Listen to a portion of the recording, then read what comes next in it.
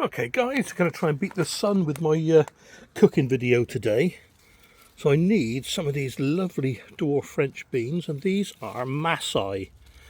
So I'm going to pick these, get them in the bowl, and start making. That'll be a surprise, won't it?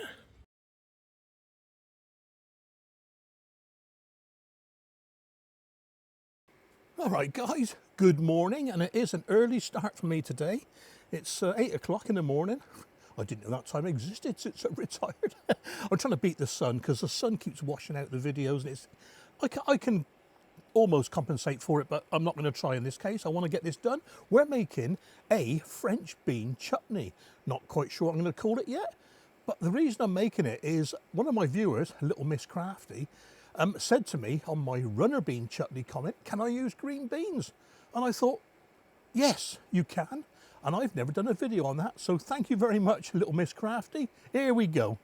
I'm only going to be making a couple of jars, and I think 2 jars will be enough. So I've got 300 grams of dwarf French beans. These are Maasai, and they come from Ali over there in Canada. Thank you very much.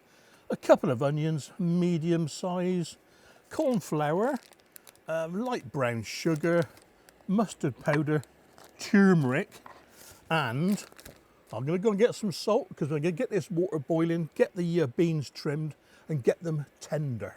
It's that early. Look, I haven't had my first coffee yet. Right, and so we've got the water just coming up to the boil, about a teaspoon of salt. I've given the beans a quick rinse. I'm just going to top and tail them. I don't even think they need it, to tell you the truth, but... And I'm going to cut them. Let's get that out of the way. Going to cut them. I don't know, 2 centimetres? Yeah, that'll be all right. And I'm not going to be fussy about it. If some are longer and some are shorter, it doesn't matter. There we are. Right. I'm only going to, when I say top and tail them, I'm only going to top them if the stalk is still attached, like that. In fact, looking at these, they've come off. There's a few with the tops on. Look, I'm going to say in general, they've come off the plant dead easy because they're still young and fresh. Look, a bit like me. Well, the water's simmering now, but I'm waiting to get the whole lot trimmed so that they cook at the same rate. If I put these in now, by the time I get to those, it'll be another 2 minutes and they'll be cooked, and they won't. Okay, boiling away. Let's crank up the temperature so we get them cooked pretty quick. And while we're doing that, we'll get everything else ready. So like I say, 2 onions.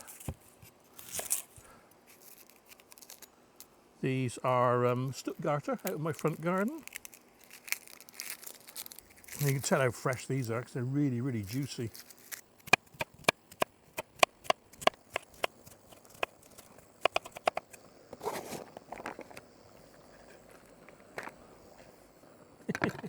I'm almost racing against the clock here. Ugh. They're not really far off, you know.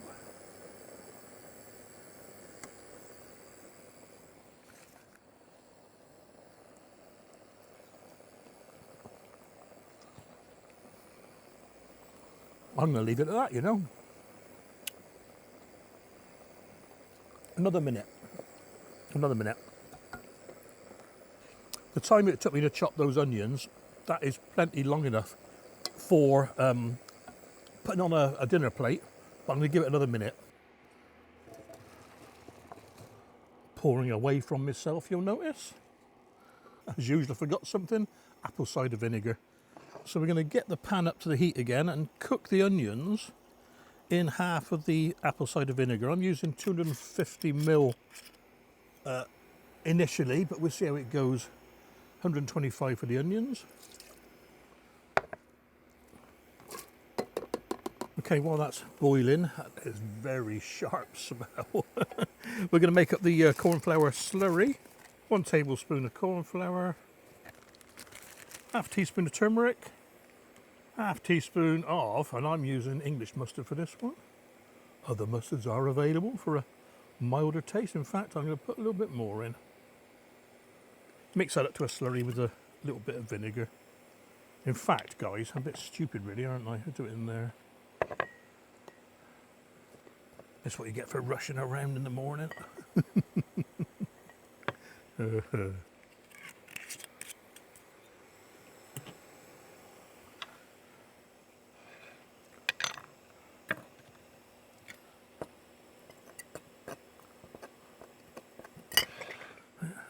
Still not even finished my first coffee. Okay, that's that done. In with the rest of the vinegar.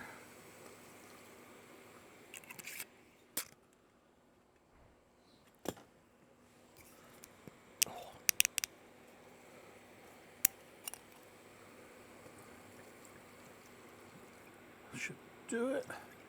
I'm in with 100 grams of light soft brown sugar. Now this is a 500 gram pack. I'm not going to weigh it. That's the pleasure of chutneys, they're different every time. About a fifth of a bag. This might be sweeter, it might not be. We'll see.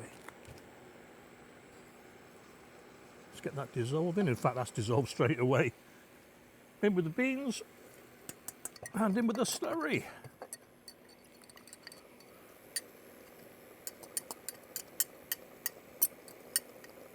Yeah, the sun's coming over already. Shouldn't moan. A couple of weeks' time we'll be wishing it was sunny.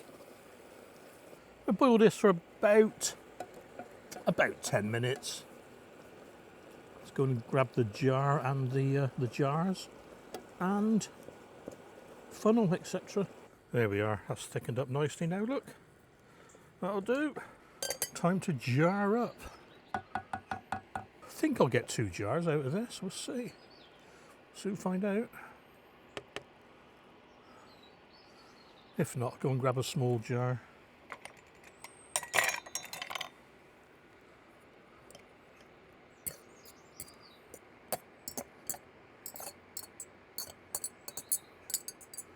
Yeah, easy.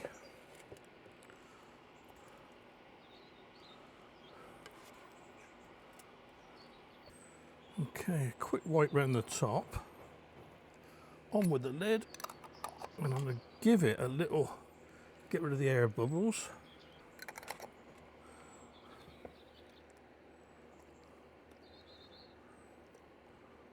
There we are, let's get the bubbles to the top, if you know what I mean.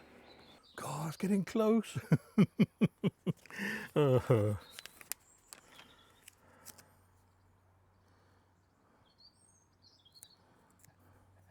there we are, guys. 2 jars of French bean chutney.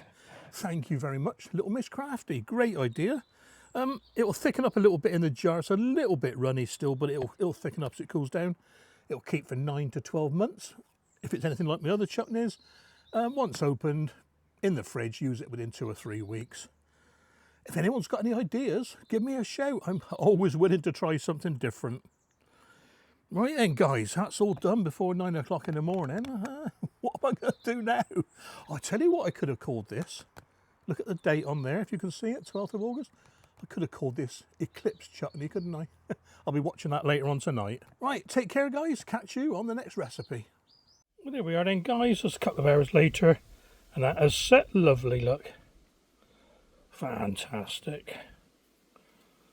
Can't wait to be trying this one.